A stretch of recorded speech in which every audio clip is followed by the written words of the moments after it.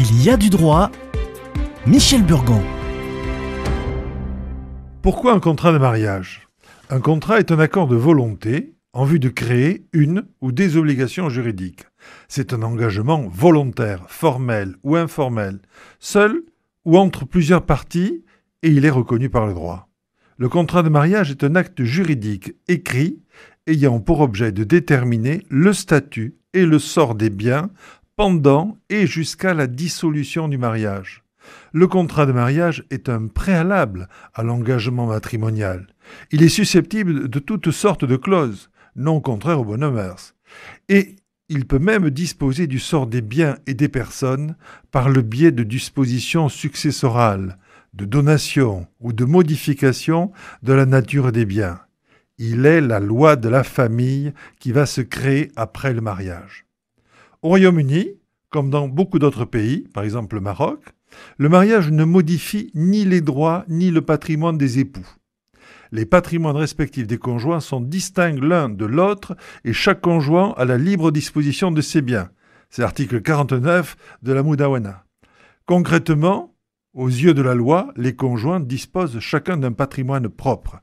Il n'y a donc pas automatiquement un patrimoine matrimonial, donc pas de régulation de ce qui n'existe pas.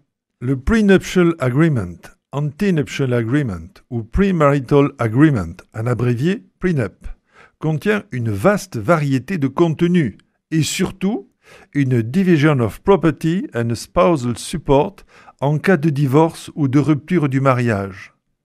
On rencontre même le terme de forfeiture of assets comme peine de divorce fondée sur l'adultery. Les Anglais décrivent avec étonnement que nos lois continentales ne permettent pas de régler d'avance les conditions du divorce et raillent notre obsession de faire des séparations de biens pour se protéger des effets de la faillite du conjoint. D'autres pays, au contraire, considèrent que le mariage est une institution religieuse dont l'État accepte la prise en compte. Ainsi, en Iran, en République islamique, le notaire note en préambule quelle est la religion dont les époux acceptent les règles. Puis, il déroule les conventions particulières.